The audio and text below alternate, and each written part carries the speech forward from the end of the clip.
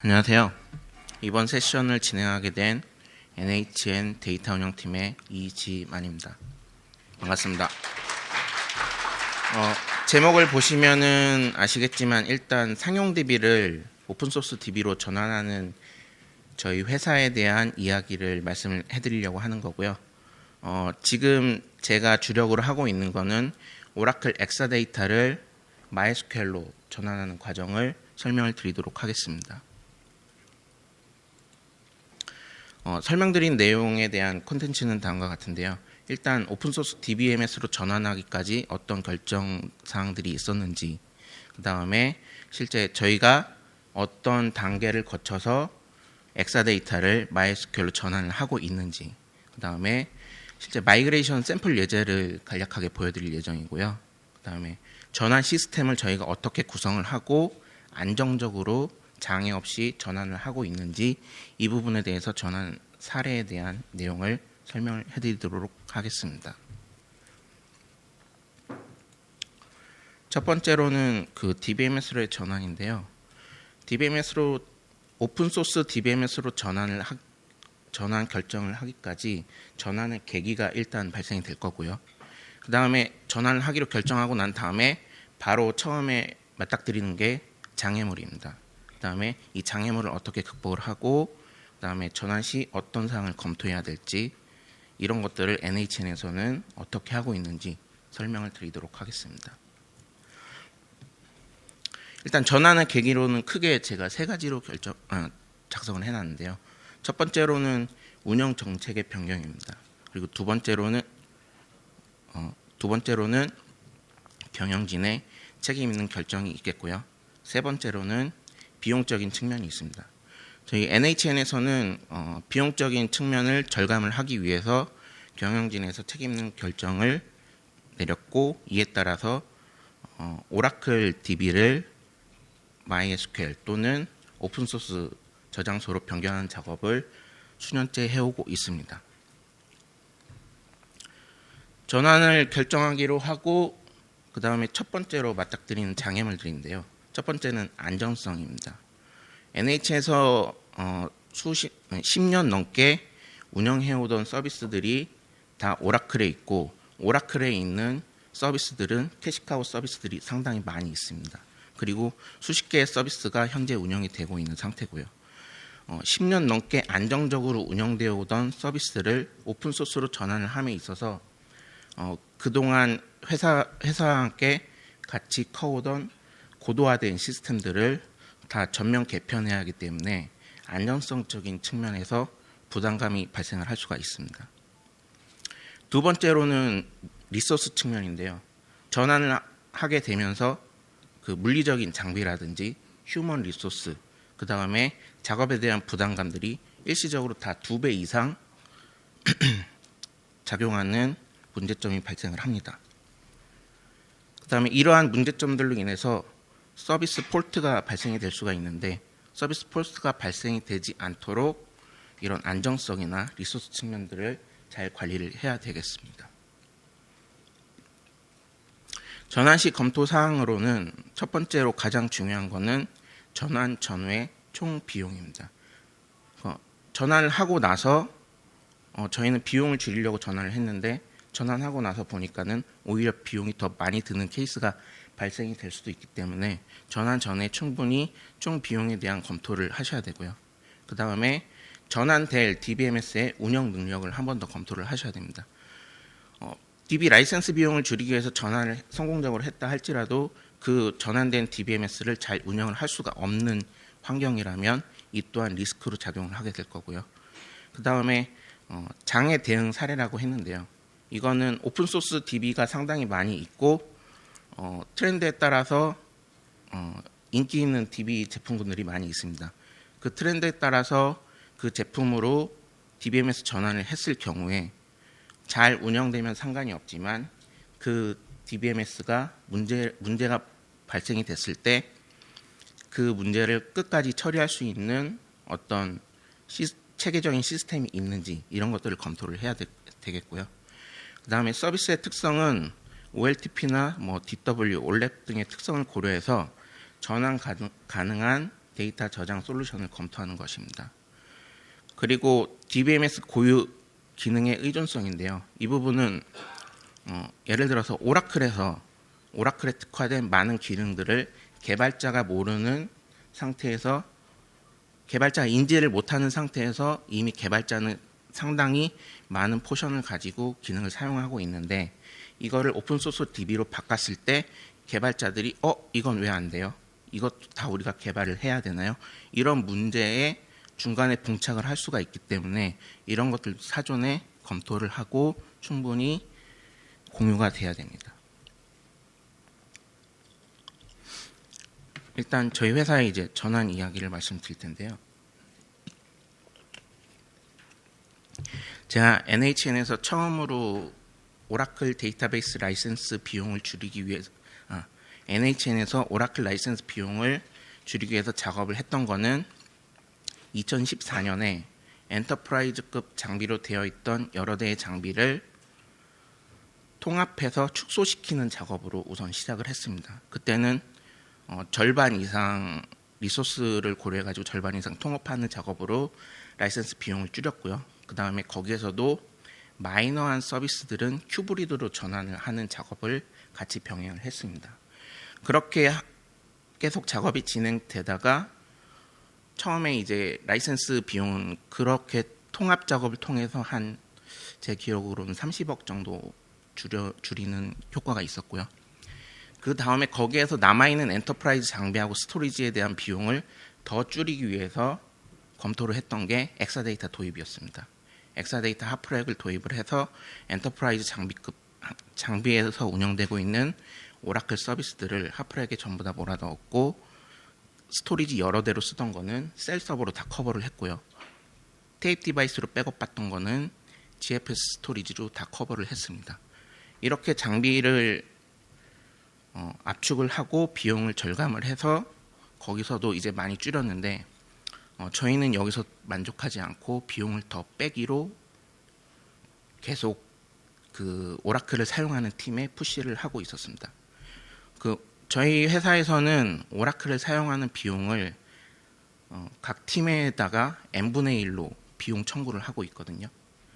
그래서 경영진에서 기술위원회에서 이제 오라클을 빼라는 내용에 대해서 각 팀에 노티를 하고, 각 팀에서는 빼야죠 하면서 몇 년 동안 한 2년 가까이 약간 냉각기가 있었던 것 같습니다. 그러니까 현업 업무에 치이다 보니까 오라클 페이드아웃 작업을 원활하게 할 수가 없었던 거죠. 그래서 약간의 냉각기를 거치고 나서 2018년도 어느 날 기술위원회에서는 이 운영 비용에다가 폭탄을 달았습니다. 이 폭탄은 뭐냐면, 먼저 서비스를 빼는 팀이 있으면 나머지 남는 팀들이 그 운영 비용의 n분의 1을 다시 차징을 하겠다. 이 말은 뭐냐면은 오라클 DB를 사용함에 있어서 수백만 원을 내던 팀이 수천만 원을 낼 수도 있고, 수천만 원의 비용을 내던 팀이 수억을 낼 수도 있고, 그 다음에 더 늦게 나가면 오라클 라이센스 비용에 해당하는 수십억에 대한 비용을 한 팀에서 다 전담할 수 있게 되는 겁니다. 이런 내용을 듣고 가장 첫 번째로 40TB의 데이터를 운영하던 BI팀에서 우리가 먼저 나갈게요 하고 먼저 나가버립니다. 그래서 다른 팀들에서는 언제 뺄 거예요? 언제 빼실 거예요? 이러다가 BI팀에서 이렇게 40TB를 갖고 나가니까 각 팀에서 이제 발등에 불이 떨어진 겁니다. 그래서 현재는 10개가 넘는 서비스에서 원활하게 오라클 페이드아웃을 작업을 하고 있고요. 서로 먼저 나가려고 열심히 작업을 하고 있는 상태고요. 이로 인해서 오라클 DBA들은 발바닥에 지금 불이 나는 상태입니다. DBMS 전환 단계가 어떤 식으로 이루어지는지 설명을 드리겠습니다. 원론적인 내용일 수 있는데요. 일단 논의하는 단계가 있고요. 그 다음에 전환 단계가 있고, 개발 단계, 마이그레이션 단계로 크게 나누어집니다. 전환 단계에서는 어떤 서비스를 논의 단계에서는 어떤 서비스를 전환할지 그거를 선정을 하고, 그 다음에 운영과 개발 환경을 고려를 해서 표준 내용을 협의를 하고 그 협의된 내용들을 유관부서에 다 공유를 하게 됩니다. 그리고 계속돼서 진행 사항을 검토하고 공유를 하고 있고요. 그다음에 전환 단계에서는 이렇게 전환하기로 서비스가 선정된 내용들에 대해서 어떤 내용을 전환을 할 건지 전환 대상을 선정을 하게 되고요. 그다음에 여기에서 어떤 저장소로 바꿀지 결정을 하게 됩니다. 저희는 모든 가능성을 열어놓고 전환을 하고 있기 때문에 일부 시스템은 하도브로 가기도 하고 일부 시스템은 MySQL로 가기도 하고 일부 시스템은 큐브리드로 가기도 합니다. 근데 지금 주력으로 가고 있는 거는 MySQL 쪽입니다. 그래서 전환 대상에 대한 저장소를 선정을 하고 그 다음에 진행되는 게 용량 산정 부분인데요. 용량 산정은 뒤쪽에서 좀 더 자세히 설명을 드리겠습니다.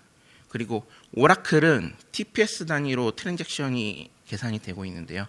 보통 오픈소스 DB들은 보면 QPS 단위로 계산이 많이 되어 있고 그다음에 그걸 베이스로 성능 측정을 많이 해놓으신 상태입니다.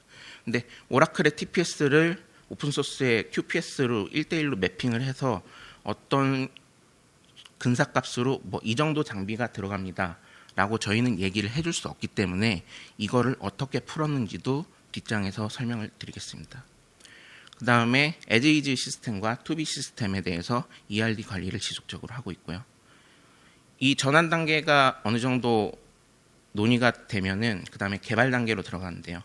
앞에서 전환하기로 선정한 거에 대한 오너십을 결정을 하게 됩니다. 저희가 지금 전환하고 있는 시스템들은 다 10년 넘게 사용을 안정적으로 해오던 서비스들이고 오라클에서 돌고 있는 거는 캐시카우 서비스들이 많기 때문에 특정 오브젝트들에 대해서 한 팀에서만 쓰는 게 아니라 상당히 많은 팀에서 공유를 해서 쓰고 있습니다. 그래서 그 테이블이나 뭐 펑션, 패키지 이런 것들에 대한 오브젝트에 대한 오너십을 먼저 결정을 하고 그 다음에 그 오너십에 따라서 as 소스 전체 분석을 진행을 하게 됩니다. 그 다음에 연관 프로그램으로 어플리케이션이 일단 있을 거고요. 모니터링 시스템, 그 다음에 어드민 툴, 배치 프로그램 이런 것들이 전부 다 개발이 착수가 됩니다. 그 다음에 변환 관리하고 고도화 부분이 있는데요. 지금 현재 운영하고 있는 시스템을 우리가 마이그레이션 전환할 때까지 기다려주세요 할 수가 없는 겁니다. 그렇기 때문에 현업에서는 계속 서비스의 욕구에 맞춰서 계속 뭔가 변화 요청을 하고 그 기존의 서비스를 운영하던 팀들이 그거에 대한 변화를 적용하면서 투비 시스템 만들고 있던 것도 계속 지속적으로 변화 관리를 해줘야 되는 부분입니다. 이런 것들 때문에 리소스가 2배 이상 들어가는 부분이 발생을 하게 됩니다. 그 다음에 DBMS에 없는 고유 기능들을 이제 개발자들이 만들어야 되는 겁니다. 예를 들어서 엠뷰라든지 뭐 DB링크라든지 시퀀스라든지 그 외에 다양한 것들이 있겠지만 이런 것들을 오라클에서 기본적으로 제공하던 뭐 오디볼트, TD 뭐 이런 것들을 다 커버를 할 수가 없는 상황이 발생이 될 수도 있기 때문에 이런 것들에 대한 고유 기능을 개발을 하거나 아니면 또 다른 서드파티 솔루션을 도입을 해야 될 케이스가 있을 수도 있습니다. 그 다음에 진행되는 게 마이그레이션인데요. 마이그레이션 단계에서는 데이터를 검증을 하고 클렌징을 하는 작업도 함께 이루어집니다. 마이그레이션을 진행을 하면서 데이터가 성공적으로 이관이 되지 않는 케이스들이 많이 발생될 수 있기 때문에 이 단계에서 클렌징이 상당히 많이 이루어집니다. 그 다음에 오라클에서 MySQL로 전환을 함에 있어서 서비스에 따라서 다운타임을 가지고 갈 수 있는 서비스도 있고 무중단을 원하는 서비스도 있습니다. 근데 오라클에서 제공하는 OGG라는 솔루션을 도입을 하면 무중단으로 이관을 할 수도 있겠지만 비용을 줄이기 위해서 오픈소스로 전환을 하는데 고가의 OGG 솔루션을 회사에서 사줄 리는 없을 거라고 거의 봅니다. 그래서 만약에 회사에서 갖고 있는 그 라이센스가 있다면 OGG를 이용해서 무중단을 할 수도 있겠지만 그게 아니라면 죽어도 우린 무중단으로 가야 된다. 그러면은 개발단에서 오라클 DB의 트리거 기능과 개발 쪽에서 그 트리거에 대한 변경분을 뭐 MySQL 쪽으로 반영하는 이런 다른 제3의 솔루션을 자체 제작을 해야 되는 겁니다. 그 다음에 이관 시간을 줄이기 위해서는 선행 이관과 후행 이관으로 나눠서 데이터 이관을 진행을 해야 되고요. 그다음에 개발 쪽, 그러니까 현업이 요구해서 변경이 발생되는 것들에 대해서도 마이그레이션 단계에서도 계속 변경 관리가 돼야 되고 동기화가 돼야 됩니다. 그리고 저희는 일단 기존에 10년 이상 안정적으로 운영되던 시스템들이 MySQL로 전환하는 것 자체도 큰 리스크이기 때문에 될 수 있으면 다 1대1로 가라고 하고 있습니다. 근데 그렇지 못하는 케이스에 대해서는 뭐 오브젝트 통폐합을 한다든지 아니면 매핑 테이블을 만들어서 마이그레이션을 한다든지 이런 단계들이 이루어지고 있고요. 이 4개의 단계는 오류가 없을 때까지 무한 반복됩니다. 각 단계 세부 내용도 반복이 되고 전체적인 스텝도 계속 반복이 되고 있습니다. 마이그레이션 예제에 대해서 설명을 드리겠습니다. 오라클에서 MySQL로 이관하는 방법은 수십 가지가 있을 수 있습니다. 그 중에서 저희가 선택해서 사용하는 방법은 2가지가 있습니다. 첫 번째로는 DB링크를 활용한 방법이고요. 두 번째로는 오픈소스의 ETL 툴을 활용한 방법입니다. 오라클 DB링크를 활용하는 방법으로는 오라클에서는 이기종 DBMS와 통신을 하기 위해서 게이트웨이라는 솔루션을 제공을 하고 있는데요. 이 게이트웨이 솔루션은 DBMS별로 다 다르게 제공을 하고 있고 라이센스 비용이 발생되는 것도 있고 발생 안 되는 것도 있습니다. 그렇기 때문에 이 부분은 충분히 검토를 해서 활용을 해야 되고요. 그다음에 DB링크를 설정하는 케이스하고 이렇게 DB링크를 설정하고 난 다음에 어떤 식으로 데이터를 효율적으로 넘기는지 그 부분에 대해서 설명을 드리도록 하겠습니다.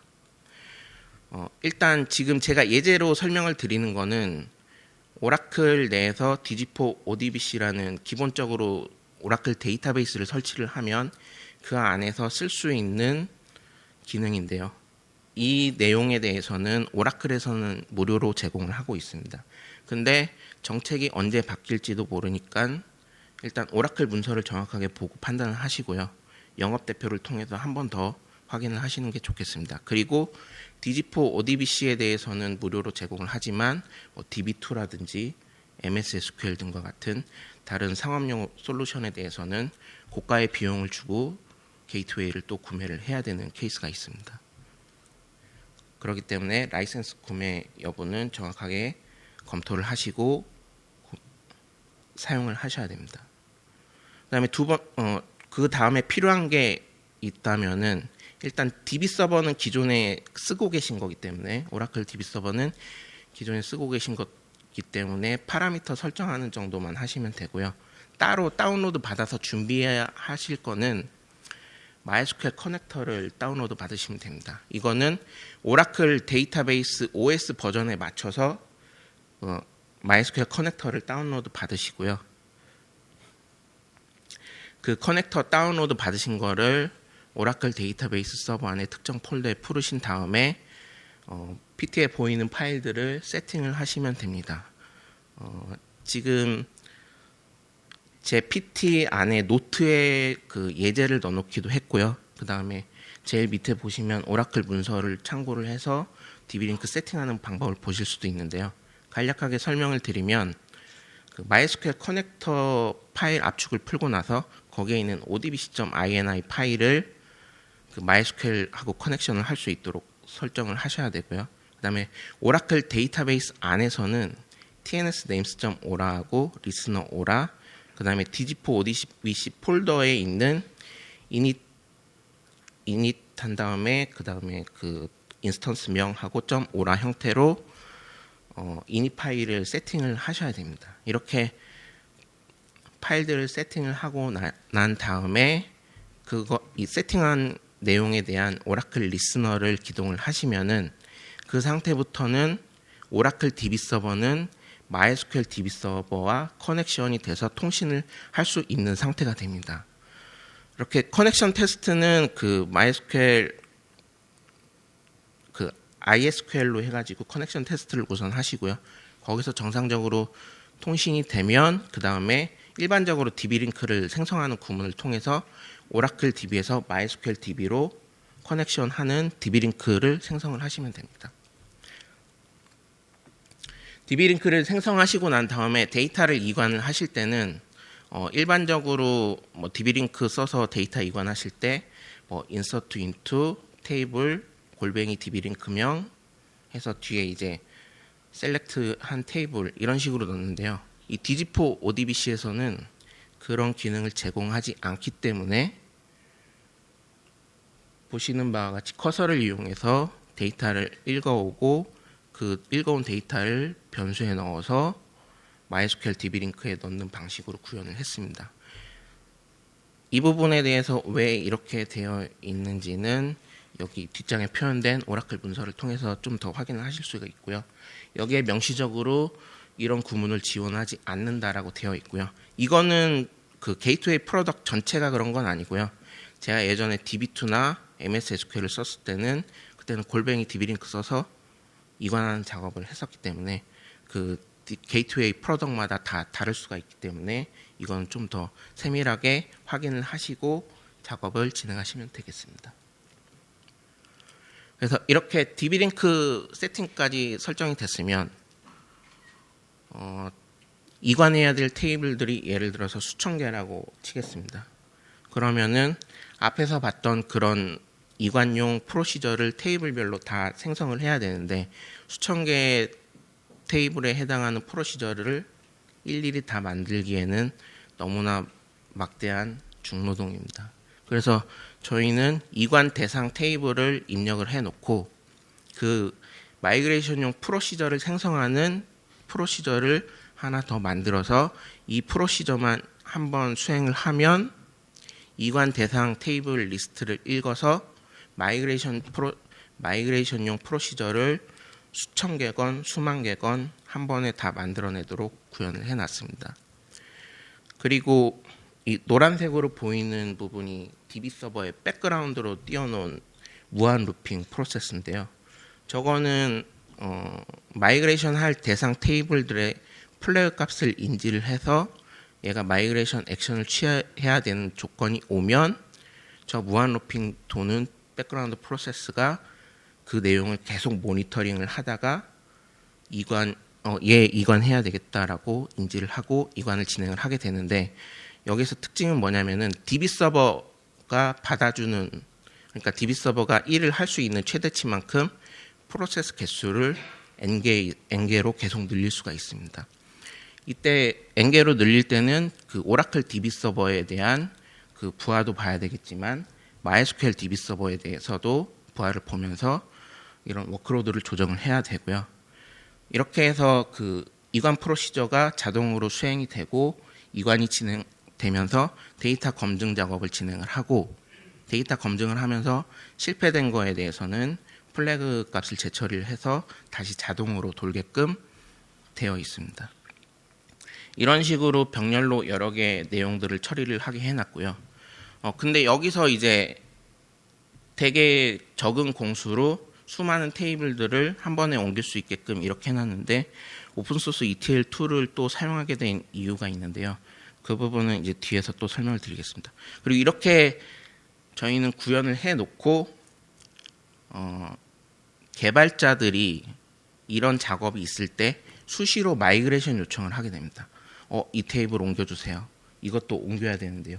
정말 수시로 정말 여러 명의 개발자들이 요청을 하게 됩니다. 그래서 저는 이 마이그레이션 프로시저 생성 권한을 개발자한테 주고 개발자가 직접 필요한 데이터를 필요하실 때 이관할 수 있도록 가이드를 해서 업무 양을 좀 줄이기도 했습니다.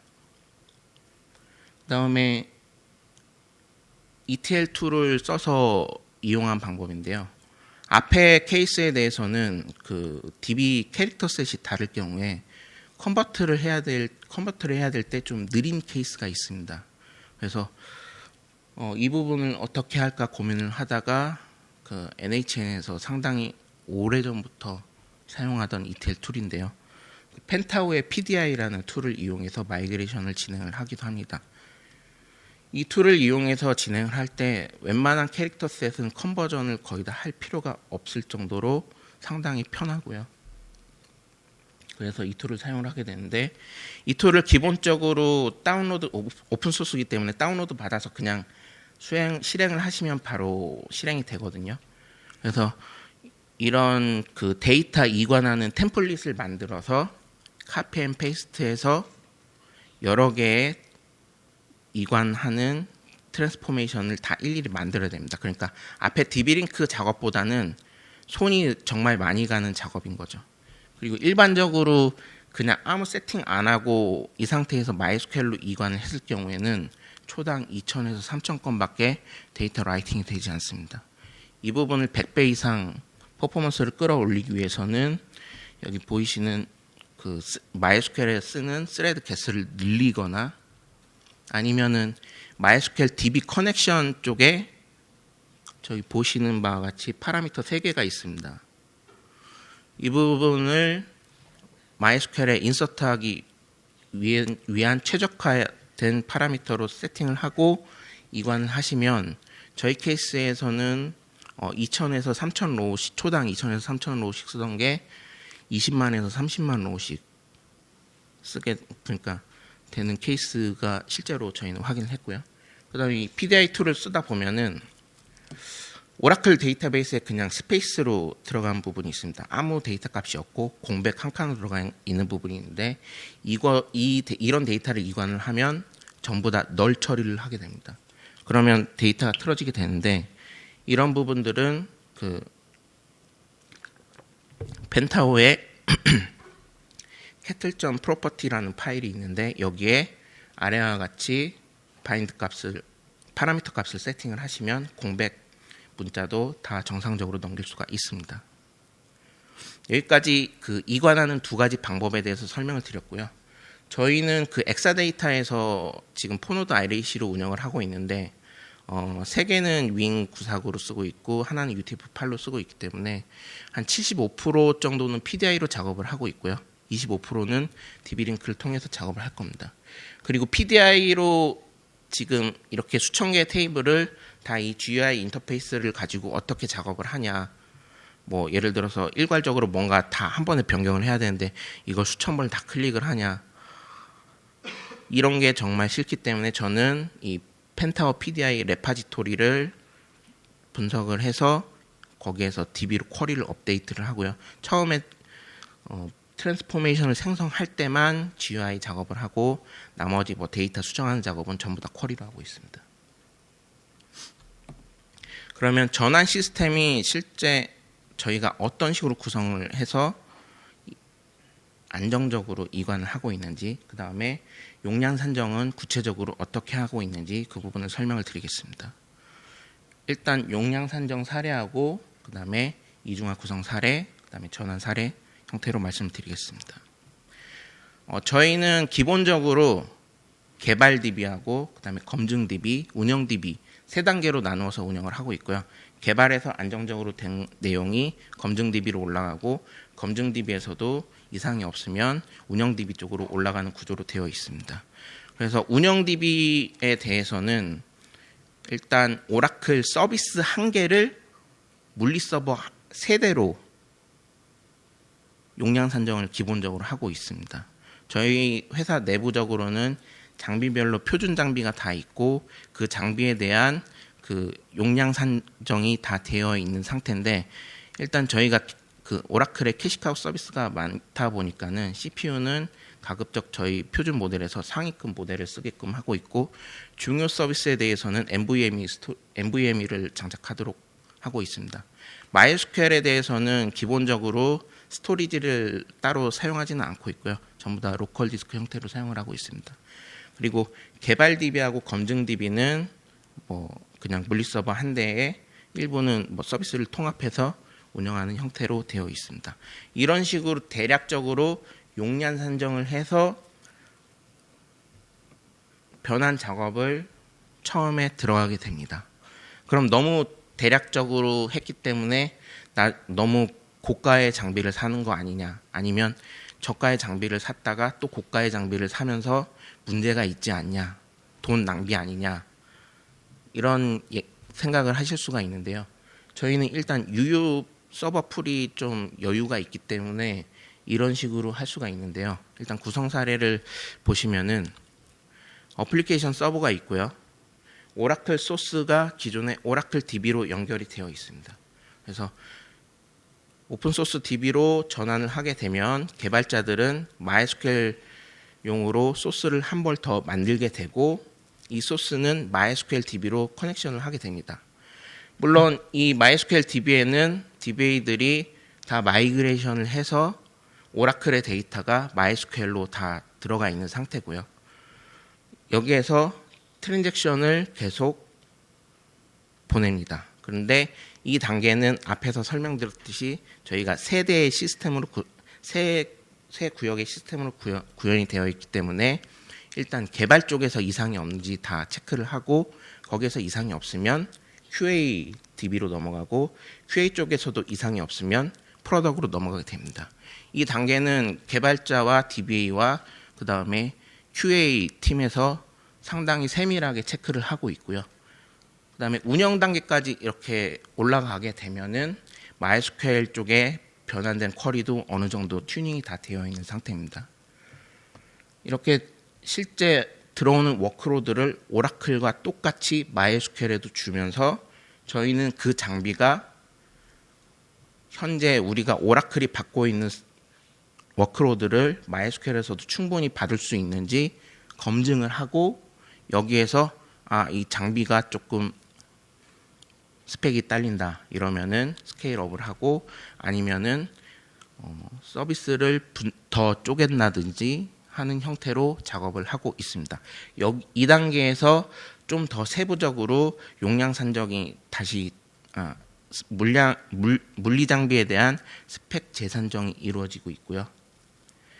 그다음에 이렇게 트랜잭션이 계속 들어오다가 MySQL의 특정 모듈에서 저희가 세팅해 놓은 인계치 값보다 인계치 값을 오버하는 트랜잭션이 들어오게 되면 자동으로 그 모듈에 대한 쿼리는 더 이상 수행이 되지 않도록 차단하는 기능을 가지고 있습니다. 그래서 이런 문제되는 쿼리들은 자동으로 차단을 하게 되고 로그를 다 남기고 그 내용에 대해서는 개발과 그 다음에 MySQL DBA들이 분석을 하게 되어 있고요.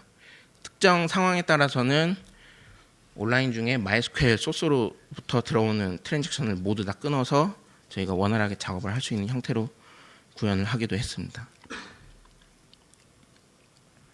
그다음에 전환 사례 부분인데요. 이거는 조금 비교하기에는 말이 안 되긴 하지만 오라클 RAC에 대한 고가형성 부분은 MMM이나 MHA, MySQL MMM이나 MHA로 일단 대신하고 있고요.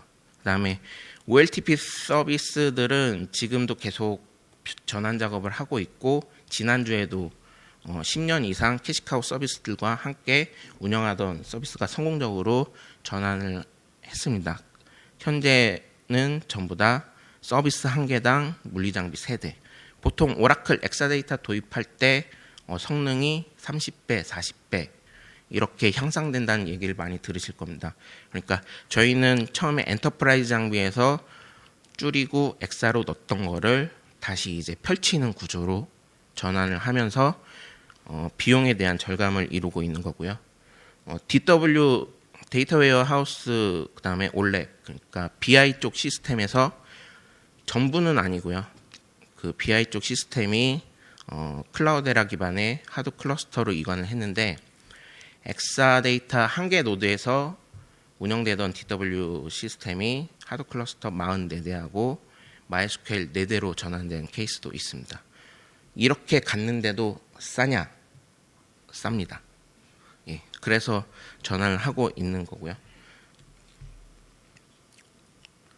그 다음에 이제 팁 부분을 몇 개 말씀드릴 건데요. 이거는 다음 세션 내용들과도 조금 연관이 있을 수도 있습니다. 고도화된 시스템을 소스 전수 검사를 한다 할지라도 누락되는 부분들이 있습니다. 이 테이블 쓰는 것 같긴 한데 어디서 쓰는지 못 찾겠어요. 이런 경우에 DBA는 그런 내용들을 찾아줘야 되는데요. 오라클 내에 그 add policy 기능을 이용해서 DML에 대한 모니터링을 추적을 할 수가 있고요. 이 추적을 걸어 놓은 다음에는 실제 그 테이블에 DML이 유입이 되면은 로그가 뭐 수분 내에도 몇 기가씩 쌓일 수가 있기 때문에 저희는 모니터링을 걸고 로그가 쌓이는지 보고 로그가 쌓이면 바로 폴리시에서 제거하는 형태로 작업을 하고 있습니다. 그리고 저희가 이렇게 그 로그가 한순간에 많이 쌓이는 거를 걱정을 해서 바로바로 끊기는 하는데 어떤 시스템에서는 지금 쓰는 오브젝트들에 대해서 어느 서버들에 대해서 접근을 하냐, 그 IP를 다 알고 싶다, 이렇게 얘기하는 팀도 있습니다. 그런 케이스에 대해서는 저희 그 NHN의 그 DB세이퍼 솔루션을 통해서 쿼리를 수집을 하기도 합니다. 그 다음에 데이터 클렌징 부분에 대해서 좀 많이 겪으실 수 있는 부분인데요. 예를 들어서 위에는 NHN으로 데이터가 들어가 있고 밑에 로우는 NHN 한 다음에 공백이 한 칸 들어가 있는 겁니다. MySQL로 이관은 정상적으로 됩니다. 하지만 그 유니크 컨스트레인을 걸을 때 예를 들어서 MySQL에서 이렇게 두 개가 공존하는 데이터에 대해서 PK나 유니크 인덱스 설정을 할 때 패드 스페이스 이슈로 인해서 이 컬럼에 대해서는 인덱스 PK나 유니크 인덱스를 생성할 수 없는 케이스가 발생이 됩니다. 이런 경우에는 MySQL 8.0 버전에서 그 패드 스페이스라는 내용으로 검색을 하셔가지고 컬레이션을 변경을 해서 이런 데이터를 꼭 유지를 해야 된다 한다면 그렇게 적용을 하실 수도 있고요. 가급적이면 데이터 클렌징을 하고 넘어가는 게 좋을 것 같아서 이 부분을 언급을 드렸고요. 그 다음에 오라클을 사용하시다 보면 다중바이트 문자로, 그러니까 원래 한 바이트짜리 글자인데 다중바이트 문자로 고객들이 넣어놓은 데이터들에 대해서도 클렌징을 꼭 해야 된다는 부분이 있고요. 그리고 이 부분은 상당히 중요할 수도 있는데요. MySQL 그 컬레이션에 따라서 오더 순서가 바뀌는 케이스가 있습니다. 그러니까 이 부분은 관가하고 넘어갈 수 있는 부분도 있는데 정렬에 대한 결과값이 오라클하고 달라지면은 랭킹이라든지 뭐 기타 중요한 순위, 그 다음에 뭔가 계산하는 로직에 대해서 오류가 발생이 될 수 있기 때문에 이런 것들을 좀 보셔야 되고요. 쿼리와 관련된 이 밖에도 쿼리와 관련된 주의해야 될 사항이 상당히 많이 있습니다. 그 부분들에 대해서는 그 다음 디벨로퍼 세션에서 좀 더 상세하게 다룰 예정입니다. 예, 제 발표는 여기까지 마치겠고요. 궁금하신 사항 질문 받겠습니다. 네, 그럼 여기서 마치겠습니다. 감사합니다.